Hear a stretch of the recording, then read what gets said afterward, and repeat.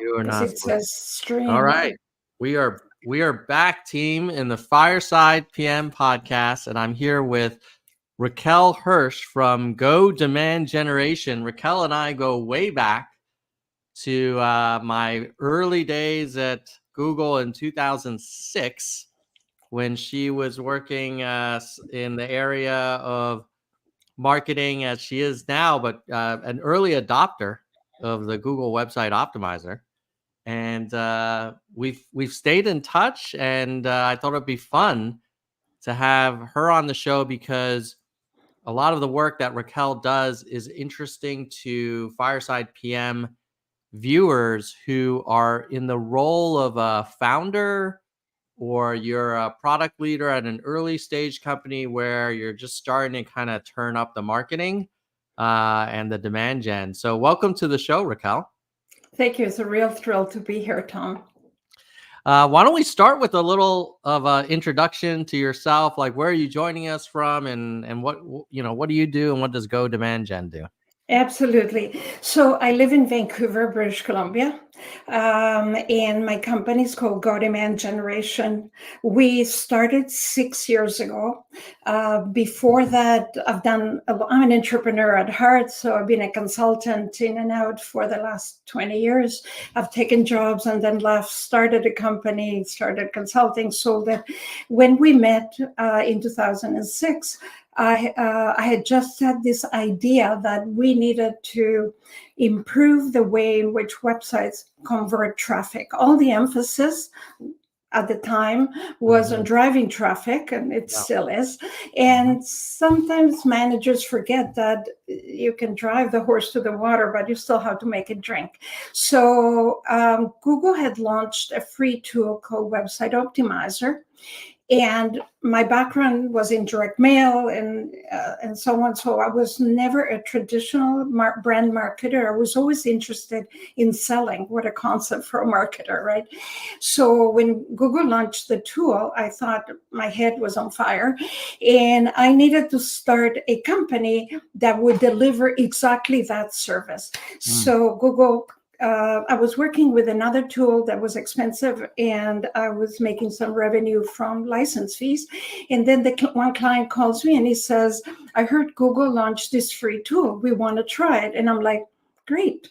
What happens to my license revenue? That's when I thought, well, wait a minute. If Google is launching a free tool, now it's democratizing conversion optimization. So it was a very clear vision in my head, which I think every entrepreneur needs before they embark on that road. But I didn't have the full skill set. So I asked around and I found somebody, and we built the company. We started, the company is called Wider Funnel. And then I thought, okay, well, how do I work with Google Optimizer? And your name came up in my research. And well, if you don't ask, you don't get. So I reached out to you, and honestly, I can't remember if it was email or a phone call. In 2024, phoning seems crazy, but maybe Might have been, maybe 16 years ago, people still phoned. And you were kind enough to respond. Suddenly I'm talking to Google. Here we are in Vancouver in a windowless office. And in no time, we became, I believe it was like the fourth licensed partner for Google Website Optimizer around the world. And the company took off from there. I sold that about 12 years ago. And it was an amazing experience, because conversion optimization is, at the end of the day, the least ball you can do in marketing. I think clients only had to trust me on the first engagement. After that, everything was data driven. We ran experiments, we showed the data, the tool was managed by Google. We couldn't fudge the numbers. It was amazing. Anyway, since then, I've been an entrepreneur. I've started, I was a fractional marketing executive for a few years, and that was a fun job. I would go in, usually brought in by an investor or the a new chief marketing officer that needed to clean house. I would go into these big organizations, hire, fire, reorganize. My late father once said to me, "Can't you do a good job so that they keep you?" He didn't understand that. No, Dad, this is the idea. You go in, you fix things. They pay me really well to replace myself. After that, my husband retired and he wanted to start traveling. And it's these gigs are fabulous, but they're hard to come by. And when you start one, you don't want to say, "I'm sorry, I'll be going to Portugal for 3 weeks" in the middle of the engagement. So I decided I needed to do something else, and I'm an entrepreneur.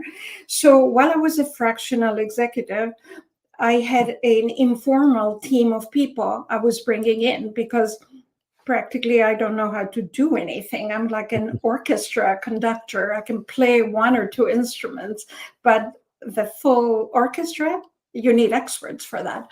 So a project came in and I thought, okay, I'm going to do it now. I called my best guy and I said to him, "Would you like me to introduce you to the client? If this works, it'll be your client. I don't want to do it." And he said, of course, he was very happy. He's half my age, twice as smart, and didn't at the time anyway have the network to land a project like this. And he said to me, "How are we going to do it?" And I said, "I don't know. Give me a wholesale price because I brought the business, and then I'll mark it up a little bit, see what happens." Well, in no time, we had 9 consultants. Clients love the idea of the individual slice of expertise, deep expertise, just only buy what you need. And then COVID happened. So until COVID started, we had to explain to clients that we would be working remote. Some of these people had full-time jobs, so they would be doing this offside of their desks. They would have to meet early in the morning or late in the evening. But this was the kind of expertise that they probably couldn't afford if they were to hire somebody full-time. So we had to explain a lot. 2 days after COVID started, we were telling clients how to work remotely, how to use Zoom, all those things. So we came out of COVID with 21 consultants and something like that, 21. And we have 38 consultants now. So it's an amazing team. They're all half my age and they're all twice as smart. And really, it's an amazing team because they're very entrepreneurial. Most of them are independent. I think by now everybody's an independent.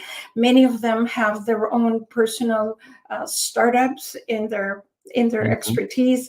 So they can really relate to new business and the need to do a lot with a tight budget. So yeah, it's been an amazing journey so far. I have to say I love it. I love my team and I love my clients. And my role is basically to make introductions to the best people and step back and let the magic happen. That sounds great. And so congrats on the growth of the business and how kind of it's organically taken 100%. Off like that. Yeah, that's fantastic. A lot of people listening to this are either at early stage companies or they're founders or they're thinking of starting a company. As an example, like I'm working in my executive coaching work with a founder who is running Facebook ads to evaluate potential new product concepts, like potential demand for these things. But then I'm working with another founder who just raised a pretty significant Series A round, and they're trying to think about, okay, well, now how do we actually do marketing? Because they're more of a tech and that. Yeah. How do you what sort of some best practices that these early stage projects should think about when it comes to marketing? That's a great question. One of the things I didn't mention about our business is purely narcissistic, my story. We have 2 types of clients. So we're very focused on B2B. We have most of our clients are in technologies. We have 5 or 6 AI companies that we have taken from concept to branding to demand generation. But in terms of the types of clients that we work with, we either work with enterprise clients, so big companies that need a senior marketing automation consultant to fill in a gap. Maybe somebody's gone on a mat leave. Maybe they just lost somebody and they don't want to hire anybody just because they have a pulse. So they hire a good person from our team for 2 or 3 months until they can find the perfect employee. That's bimodal. So that's one type of customer. The other type of customer is funded startups. So I usually joke, because most of our business comes from my network, I usually joke that I'm the second phone call.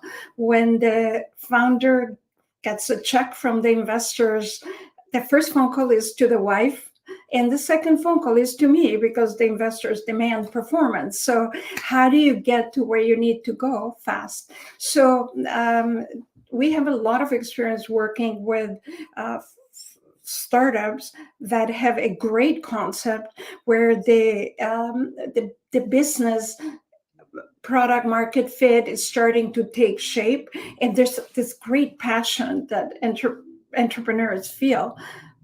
I mean, whenever I've had a concept, I can't sleep at night because it's just so overriding this desire to take it to market.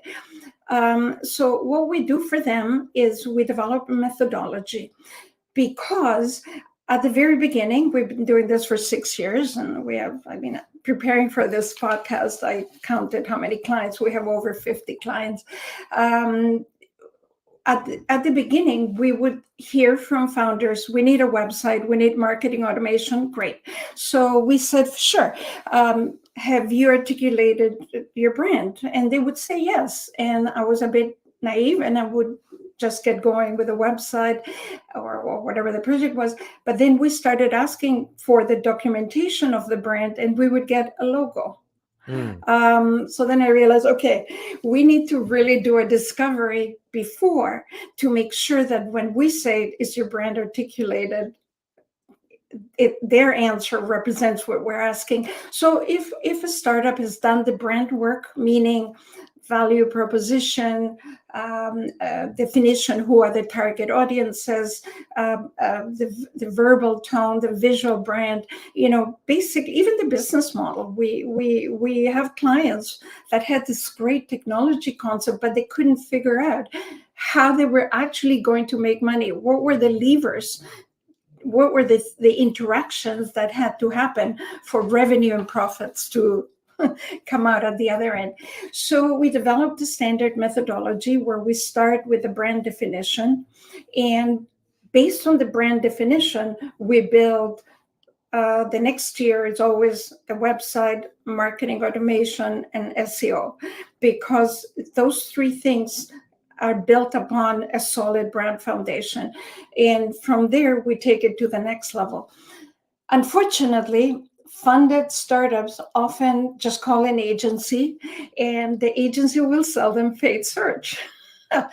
And with all the respect I have for Google, clearly, that is not the best place to start. Because if you haven't defined the brand in the true sense of the word, if you're not really clear on the business model, on the personas, on the value proposition, you're just throwing money at the wall. And even if somebody clicks on the ad and lands on a poorly designed website that doesn't represent what you're trying to achieve, the customers you're trying to acquire because of the business model, you've wasted the money. But the flip side, if you define the brand and build a website accordingly, now you're paying to drive traffic that is being qualified and is really aligned to where you want to take the business. That's so interesting.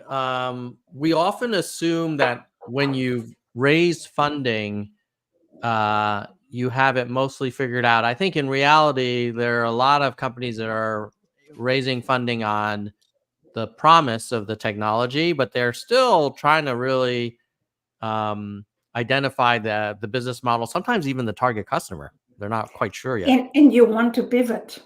Yes.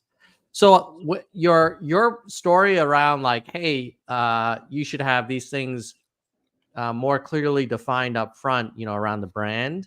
How do 100%. you manage the fact that, well, the founders could give you answers to those questions, but it's potentially going to change like in 2 or 3 weeks or a month or two, but As they soon as still they want to talk get to a out there. customer, as soon Yeah, as they talk to a loved one, it'll change. yeah. So how do you like balance that tension, because they want to get out there, they want to start telling their story, but they don't know for sure what the end game story is going to be. Right. If we knew the end game, we would buy a lottery ticket and we wouldn't need to bother with anything else, right?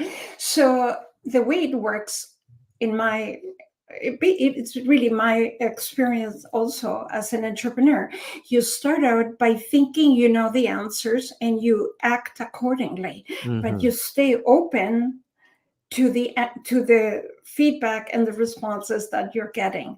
The problem is when you think you know all the answers because you know some answers, or when you think this is the way it's going to be. And I've met entrepreneurs like that, where we challenge them and they're like, no, this is how it is.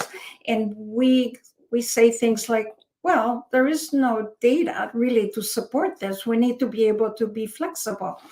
That's not a good fit for us.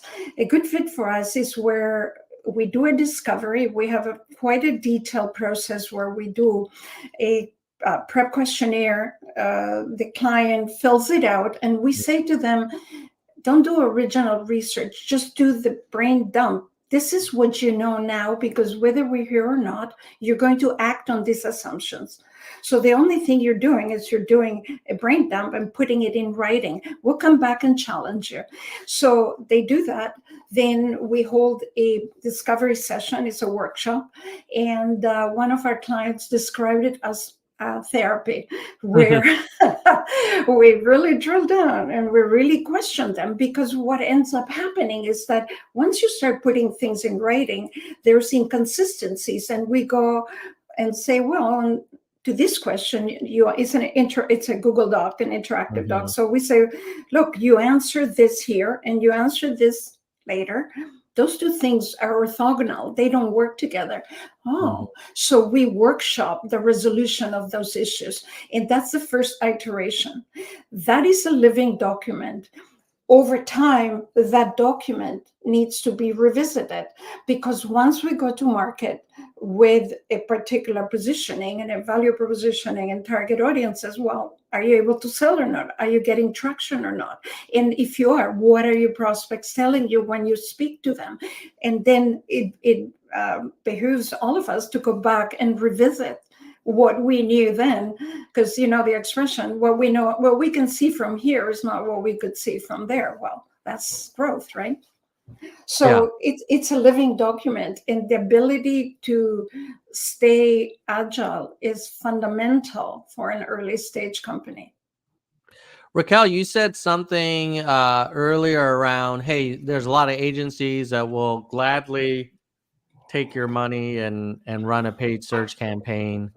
And you were suggesting like, well, that may not always be the best path. So what are you seeing people do to generate demand for these early stage products?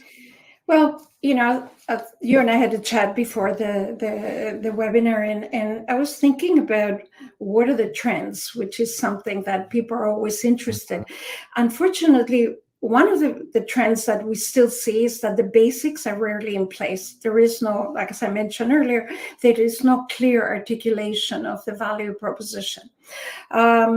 Another trend that we're seeing is that companies want to stay lean. This revenue per employee metric is Mm. very attractive, and is something that founders need to manage too, because of course the investors those are one of the few metrics that they can understand. So we're seeing our bigger clients have done several rounds of layoffs in the last couple of years. Hmm. We have found that our business has grown because they need a slice of SEO. They don't need a whole team. They need just expertise or marketing automation or social media creation and so on. So we help them there. the most interesting trend that we're seeing right now is around smart blogging. So everybody knows they need a blog. Why do they need a blog? Because they want to express themselves. That's the wrong reason. You need a blog for three reasons, and three reasons only. You want to drive traffic, to qualified traffic to the website. So you really have to know who you're trying to attract. You really have to do the SEO work, the content calendar, figure out what are the keywords that matter to your well-defined target audience. Then write blog posts that are about the topics that those people are interested in, not just what the writers feel like writing or even what the founder feels like writing. Maybe 1 out of 10 blog posts should be about that. Wax poetically, go for it. The other 9 blog posts should be about what your prospects and customers are looking for. Of course, smart blogging also involves, let me step back. We discovered that there was a big gap. Even the companies that were doing the SEO work to inform the blog posts, there was a disconnect that the blog posts were really interesting to human readers, but they were not ranking, because to have a blog post rank, you need to provide the writer with very clear instructions on what does Google want to see in a blog post to allow it to rank highly. So we developed, again, needs-based product market fit. We developed something we called an inbound SEO brief, which is the document, the step. It materializes in a document, but it's a step that stands between the SEO content calendar and the actual post that goes on your blog. And the inbound brief basically tells the writer what the competitive articles are, of course, the keywords that they should be using, but what are the competitive articles they're fighting against, they want to win on the search results pages, what are the links that they should be using, and so on. In other words, the inbound brief we found is the marching orders for the writer. And by doing that, we have some clients for whom we write the inbound briefs and the in-house writers write the content. So for most clients, we write the content also, but it's a distinct step. So we have found that mediocre writers become pretty good SEO writers once they get the instructions, and good writers become outstanding writers with the SEO instructions. And the third thing is, of course, there's something new happening right now with the advent of ChatGPT and large language models. So when ChatGPT launched, I thought our content writing business was going to disappear because, hey, you can use ChatGPT to write the blog post. But not surprisingly, Google was not so happy about that. And they didn't want the content of the internet to become just a repetition of what everybody else is saying. So if you think about what a ChatGPT written blog post is about, it's not original content. I mean, ultimately, large language models are regurgitation of other people's ideas in a very elegant way, perhaps, and mathematically accurate, but there's no original content. So Google calls that consensus content because it's the majority of people agree on something. So then ChatGPT gives you a post about that. Or what we discovered is that there is something called information gain SEO. In other words, what are you adding to the conversation when you post this blog, right? This blog post. So it's actually so incredibly obvious once you think about it. Google is rewarding you for original content. So now your blog is not only attracting traffic, converting it if your blog page looks optimized for conversion, but you're also demonstrating true thought leadership, not just another CEO talking to a ghostwriter to write a thought leadership piece. If you're meeting Google's information gain objectives, you're actually adding to the conversation. You're adding original content that is valued by Google, and Google, apparently, we're finding, rewards you by increasing your search, improving your search results rankings on those posts. So that's pretty new. And when we're introducing it to clients, it's like, oh, the penny drops. It's like, oh, of course that has to work. And the beauty of information gain is that not only Google likes it, but humans, because guess what? How many emails do you get that talk about 10 ways to improve X? I mean, how boring is that, right? But if you're actually creating new content, you're actually using that content not only on your blog, you're actually using it email newsletters, social media, whatnot. And people are actually interested in this. How many? Yeah. Right? Like it's just. But once you get it, it's like, wow, that's so obvious. And when you in that brief example, when you're talking about information gain versus like the classic 10 ways to improve X, is an information gained post 10 ways to improve X, but the 10 ways are very different than what other people have written about? Or is it focusing on a different problem like improve Y? Like what part of it? If I understand the question correctly, first of all, the information gain posts have to be related and relevant to the search topic, right? So it's not about black hat creating content that is sneaky or anything like that. It's really about new information about existing topics that covers consensus, that is fresh, that gives you new perspectives. I'll give you an example. We have a client that has 400,000 users in their app. So in order to create fresh content, we are going to be leveraging those 400,000 people because they're all in one narrowly defined industry. And we hope to be running soon ongoing surveys where we actually ask people about a particular topic. The trick here is to start with the SEO content calendar, identify topics that have high search volumes. So now you're discussing something that is relevant to your target audience, and then doing this research, such as a survey, and asking people, what do they think? What do you know? Maybe they'll actually give you good ideas. But I mean, it's just multifaceted on how well this can work.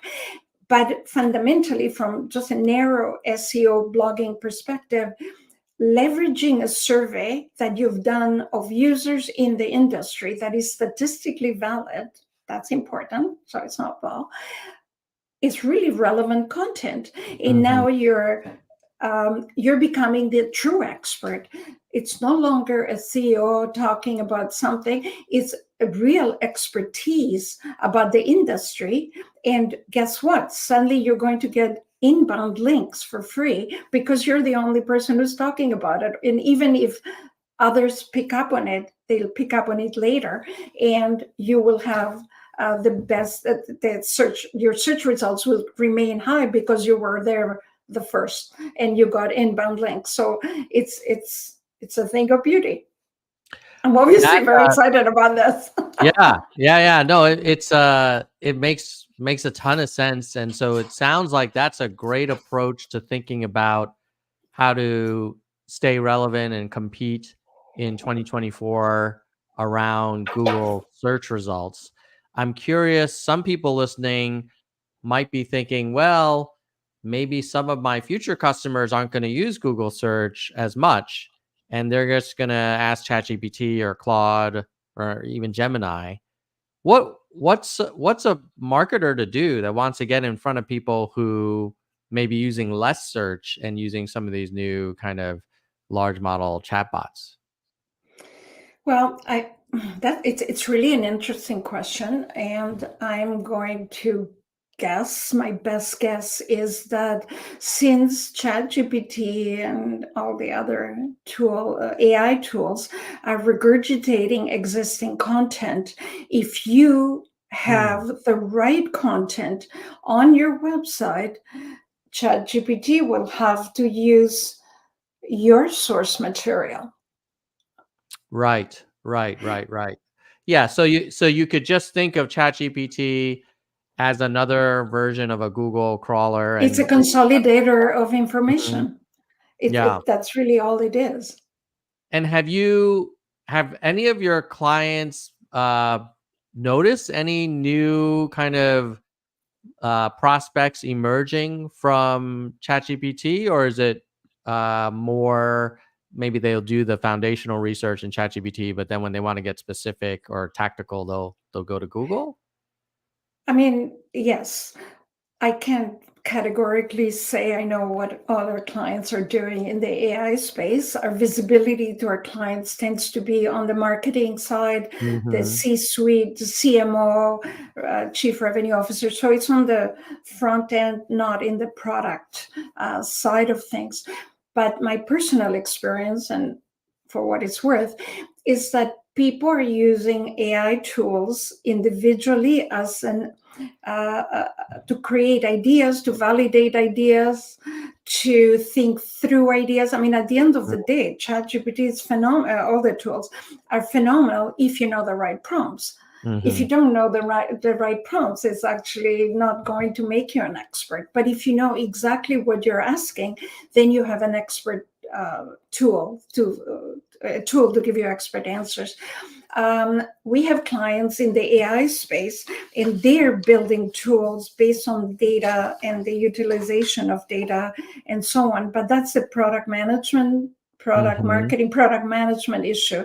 We don't have a lot of visibility to that. We're always happy when they call us, and we're able to translate this really smart idea that they have and that they were able to fundraise for into plain language, value proposition, target audiences, so that we can start getting people into the sales funnel.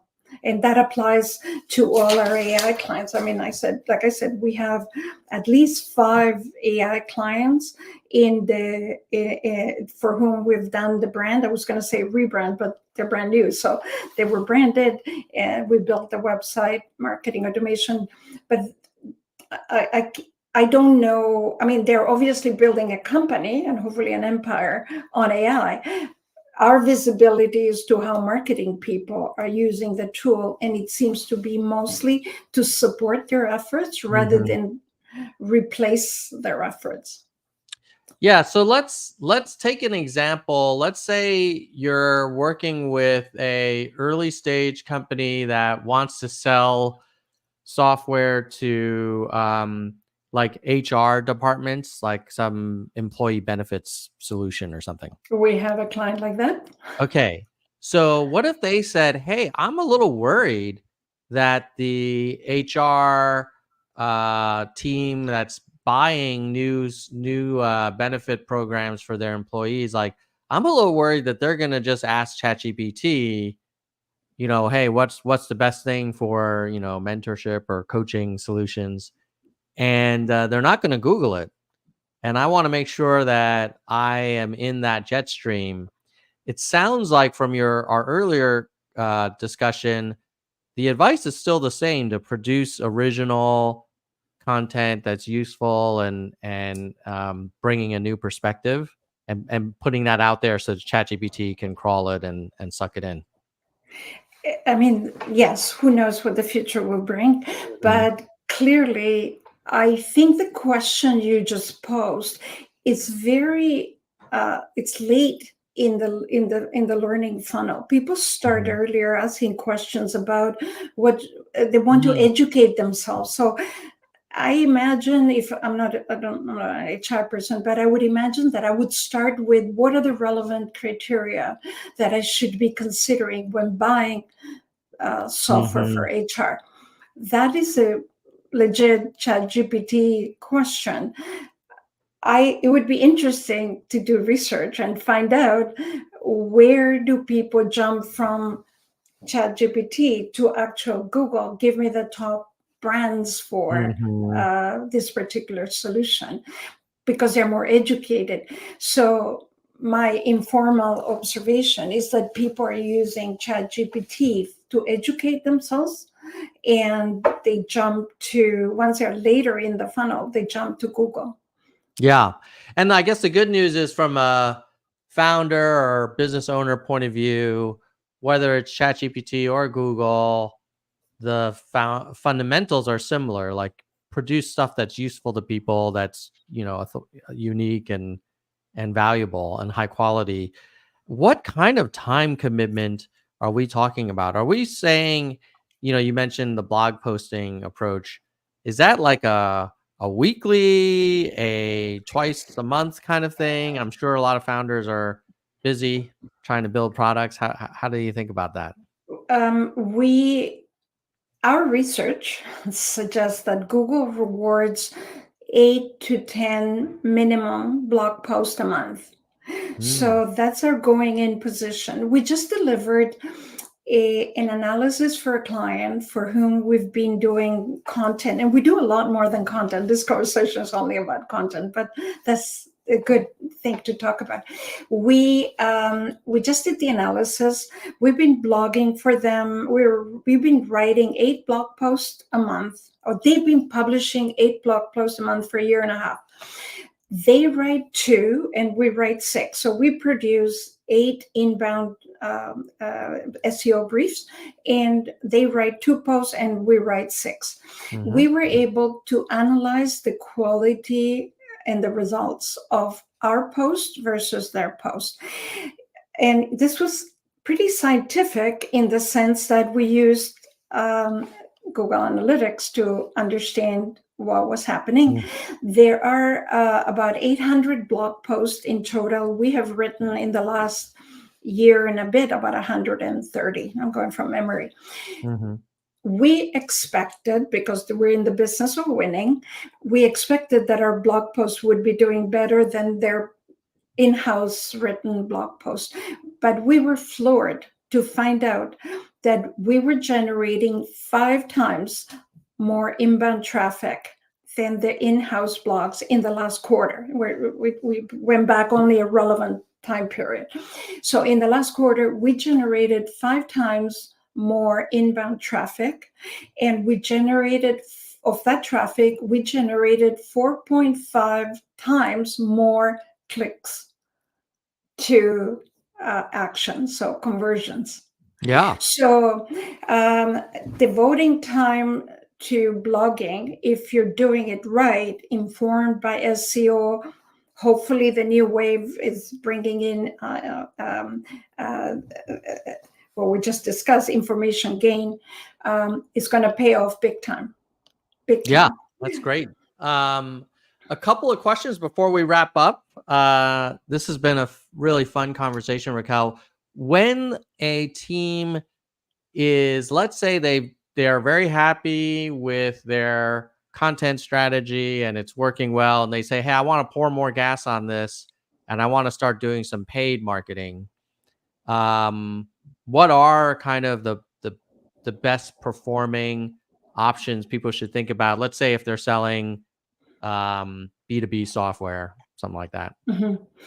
Well, the caveat is we don't do a lot of paid search. It's a brutally competitive space, and I made the decision early on to not build that capability because we can do better in other things and add value. So this is just my opinion.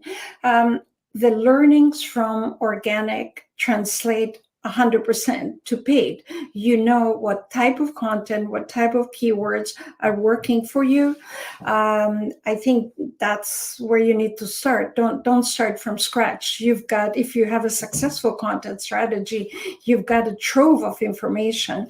Start by doing an audit of the SEO and understand what content has performed, how it has performed, what are the sources of traffic, where it has performed, and understand the types of content that have performed for you. That's a great place to start. the next place is to understand conversions. That's, of course, with my previous startup, a subject near and dear to my heart.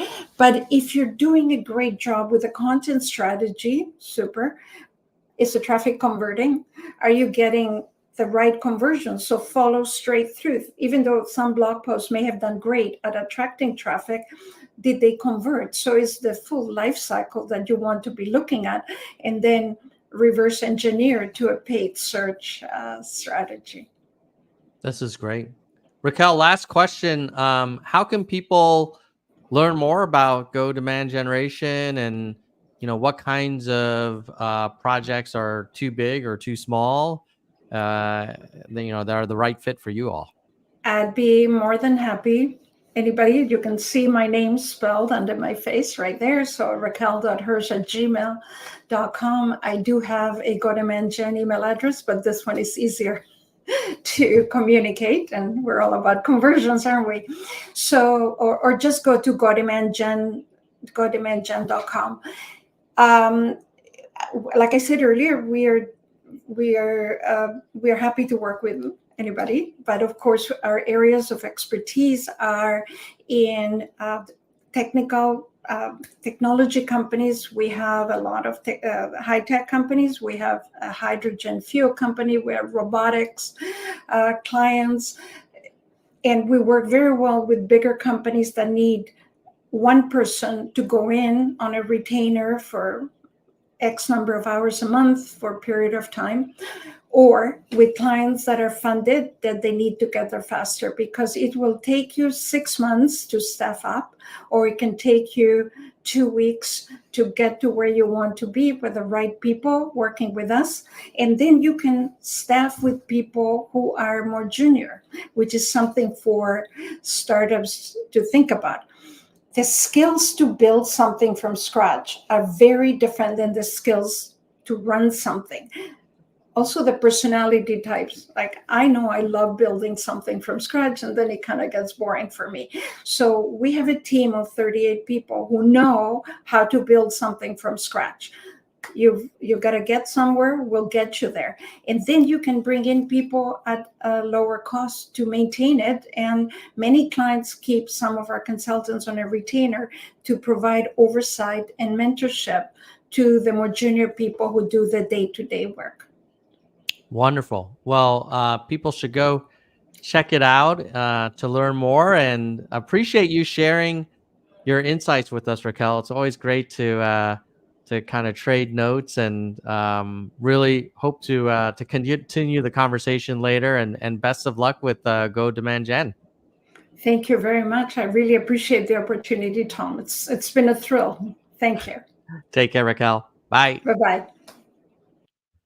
All right, Raquel Hirsch from GoDemandGen.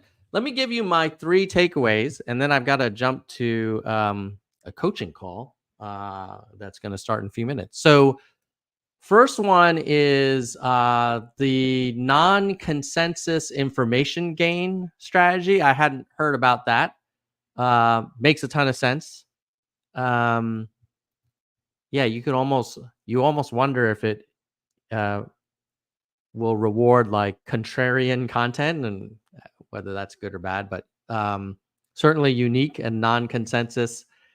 You could see why that would be useful, and sounds like it's working well for some of Raquel's clients.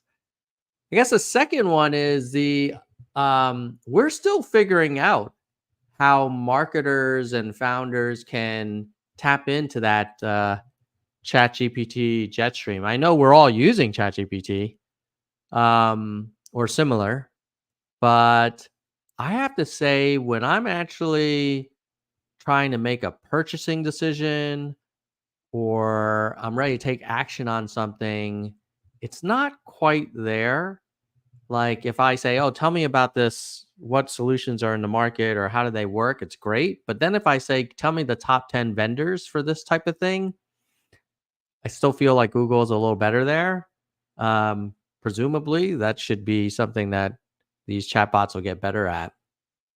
But regardless, I think Raquel made up a good point, which is maybe it's not that different. I mean, maybe ChatGPT is just aggregating what's on the web and giving you results instead of 10 links, in a conversational way. But if you're upstream from that, you're still going to be rewarded by producing high quality, unique content.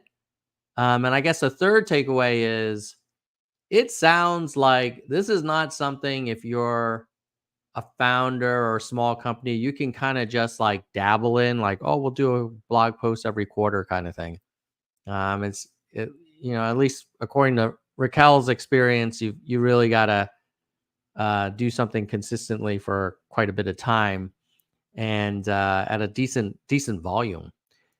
Which kind of makes sense, because I guess the more you put out there, the more shots on goal you're taking, the more likely you'll hit one. And then maybe the last thing is, in today's world of revenue per employee, sounds like a lot of startups are gonna keep the FTE team tight and then tap into agencies and vendors and contractors more often for kind of ad hoc help, or maybe even some more senior assistance while they groom kind of the lower cost junior employees who are FTEs. So yeah, good stuff. I will publish a summary to this conversation, and you can see a summary of all of the previous Fireside PM interviews and episodes on my Substack, which is free, firesidepm.substack.com. I think we're almost 1,500 subscribers now, and it's kind of exciting because we just started it a few months ago. And then if you need any one-on-one coaching, or if your team needs any product management kind of workshops and stuff, feel free to reach out to me at tomleungcoaching.com or on LinkedIn. With that, I'm going to get ready for my next call. Let's get back to work, and we'll see you guys later.